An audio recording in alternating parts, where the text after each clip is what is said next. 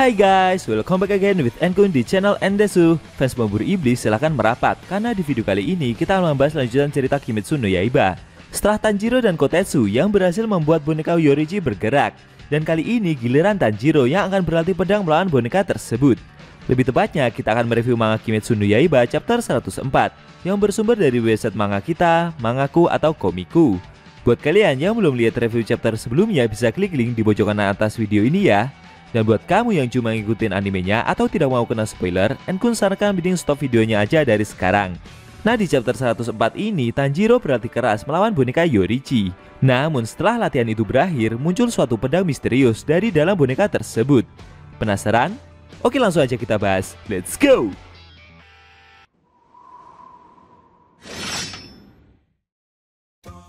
Di awal scene, kita diperlihatkan Kotetsu yang meminta Tanjiro untuk menjadi lebih kuat. Dia juga meminta pemburu iblis itu untuk menghina pilar kabut tersebut. Bahkan dengan kata-kata kasar yang dia contohkan beberapa kali. Mendengar permintaan barusan, jelas saja Tanjiro tidak mungkin melakukannya. Menurut Tanjiro, perkataan barusan sudah terlalu keterlaluan. Muichiro adalah orang yang hebat, apalagi dia lebih muda dan posturnya lebih kecil daripada Tanjiro sendiri. Namun bocah bertopeng itu terus merayu pemburu iblis tersebut agar mau berlatih dan membalaskan dendamnya. Sedangkan dalam benaknya sendiri, Tanjiro berkata jika dia sebenarnya tidak boleh kalah dari pilar itu dan harus segera berlatih menjadi lebih kuat. Beberapa saat kemudian, akhirnya Tanjiro benar-benar berlatih dengan boneka Yoruichi tersebut. Sayangnya hanya dengan beberapa gerakan saja dia langsung kalah dan berhasil dihempaskan dengan begitu mudahnya. Tanjiro mengeluh karena dia masih merasa belum mampu dalam menghadapi keenam tangan dari boneka Yoruichi itu. Tapi Kotetsu mengomelinya, karena sekarang tangan dari boneka tersebut tinggal tersisa 5 saja.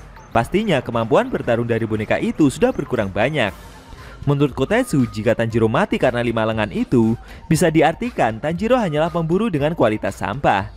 Kotetsu menjelaskan analisanya, jika Tanjiro bergerak berdasarkan kebiasaan, dia tidak mengambil keputusan setelah melihat pergerakan musuh. Karena itulah Tanjiro selalu terkena serangan dari lawan. Intinya adalah fondasi dari kekuatan pemburu iblis itu terlalu lemah. Kotetsu kembali melontarkan kata-kata kasarnya. Dia heran kenapa Tanjiro masih bisa hidup sampai sekarang. Kotetsu yakin jika selama ini Tanjiro selalu diambang kematian setiap bertarung melawan iblis yang levelnya jauh di atasnya. Bocah itu juga mengancam Tanjiro jika dia tidak boleh makan, sampai Tanjiro bisa melakukan instruksi yang Kotetsu berikan. Mendengar instruksi barusan, Tanjiro yang sudah kehabisan stamina itu hanya bisa pasrah.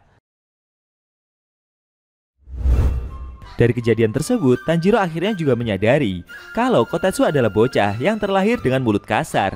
Dan akhirnya latihan pun kembali berlanjut. Kotetsu terus melontarkan kata-kata kasarnya dalam melatih Tanjiro.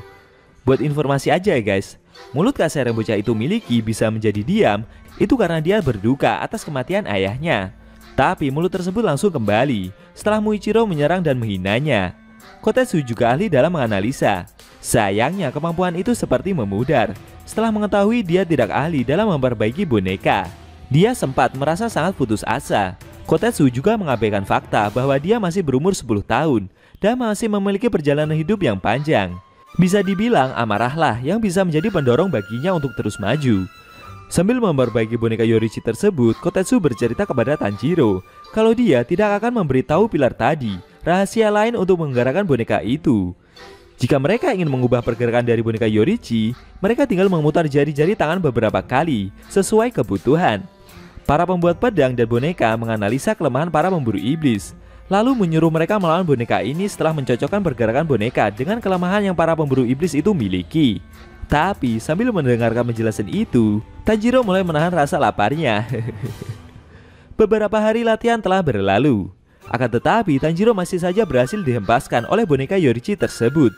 Bahkan setelah pedang boneka itu diganti dengan kayu sekalipun, Tanjiro masih belum bisa mengimbangi pergerakan yang boneka itu keluarkan. Kotetsu terus melontarkan kata-kata kasarnya dan memarahi Tanjiro karena latihan dari mereka sudah 5 hari berlalu. Tapi pergerakan dari pemburu iblis itu masih saja belum begitu berkembang. Bocah itu juga mengancam Tanjiro jika besok dia akan mengganti pedang-pedang kayu tersebut dengan pedang sungguhan. Tanjiro yang lelah dan susah bernafas itu merasa, meski sudah diganti dengan kayu sekalipun, menurutnya pada akhirnya dia akan tetap mati juga. Melihat Tanjiro yang terjatuh kelelahan itu, membuat Kotetsu kembali memarahi pemburu iblis tersebut. Dia kembali mengancam dan tidak akan memberikannya makan malam hari ini sebelum latihan mereka membuahkan hasil.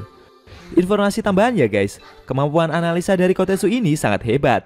Sayangnya dia bukanlah guru yang baik, karena dia tidak tahu batasan tubuh manusia, membuatnya sangat keras dalam melatih seseorang.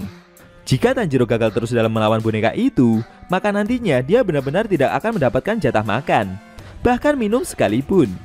Untuk bertahan hidup, manusia setidaknya harus minum air, maksimal selama 3 hari. Sayangnya Kotetsu tidak tahu tentang hal itu. Alasan kenapa Tanjiro masih bisa bertahan, itu karena saat latihan hujan turun dengan lebat. Di momen-momen itulah dia berusaha meminum air hujan, demi menambah sedikit stamina di dalam tubuhnya.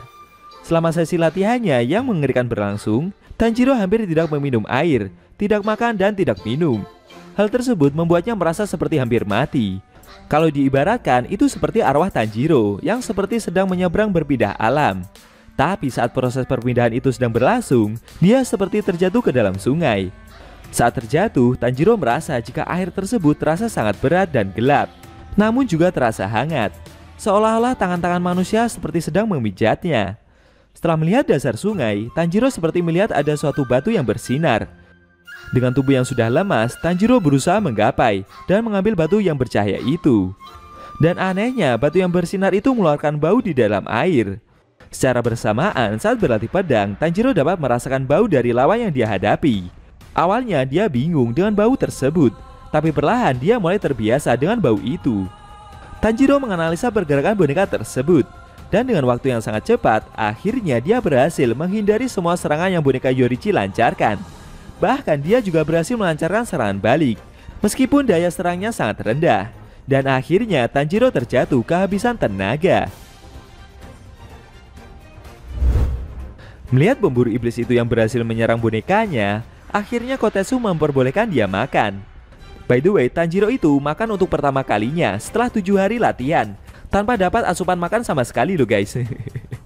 Setelah melewati hari-hari berat tersebut, akhirnya Tanjiro bisa mengetahui arah serangan lawan melalui bau mereka. Bau itu bisa diketahui lebih cepat dari garis interval. Karena tubuh Tanjiro tidak memiliki banyak pengalaman, reaksi dan refleksinya masih belum mampu setara dengan para pilar. Tapi sekarang dia mempunyai kemampuan yang membuatnya setara dengan para pilar tersebut.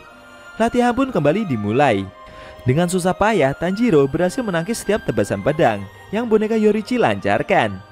Sambil melompat dan memutar tubuhnya, Tanjiro berencana memenggal kepala dari boneka itu. Namun sesaat dia merasa ragu, karena jika dia merusak boneka tersebut, nantinya akan membuat Kotetsu merasa sedih. Akan tetapi, bocah itu berteriak dan meminta pemburu iblis tersebut untuk mengakhiri serangannya saja. Dia juga berkata akan memperbaiki boneka itu suatu hari nanti. Mendengar perkataan barusan, Tanjiro membulatkan tekad, dan akhirnya dia berhasil memenggal kepala boneka Yoruichi itu. Saking kerasnya serangan tersebut, bahkan sampai membuat pedang yang ia pakai langsung patah. Melihat pemburu iblis itu berhasil mengalahkan bonekanya, Kotetsu segera menghampiri Tanjiro dan mencoba menolongnya. Tanjiro meminta maaf kepada bocah itu karena telah mematahkan pedang yang telah dia pinjamkan. Kotetsu tidak mempermasalahkan hal tersebut. Namun tiba-tiba mereka berdua terkejut karena secara tak terduga dari balik tubuh boneka Yoruichi yang hancur itu muncul sebilah pedang tua yang sepertinya pedang tersebut dijadikan salah satu fondasi dari pembuatan boneka itu sendiri. Pedang apa itu sebenarnya? Apakah ada hubungannya dengan Yoruichi di masa lalu? Sayang sekali scene cerita manga Kimetsu no Yaiba chapter 104 telah berakhir.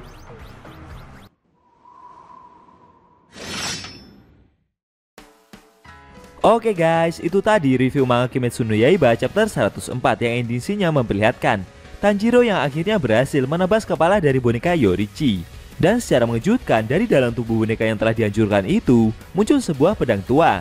Kemungkinan pedang tersebut ada hubungannya dengan Yoruichi, sang pengguna nafas matahari. Bagaimana menurut kamu? Jangan lupa tinggalkan komentar kalian ya. Kalau mau nonton review sebelum atau selanjutnya, bisa klik link di deskripsi. Linknya udah Mimin taruh di sana kok. Buat kalian yang punya Instagram atau TikTok, jangan lupa follow sosmed Mimin juga guys. Oke? Tekan like kalau suka sama video ini dan dislike kalau nggak suka. Jika ada kata-kata dari Enku yang kurang pas, Enku mohon maaf dan sampai bertemu di video review manga Kimetsu no Yaiba selanjutnya.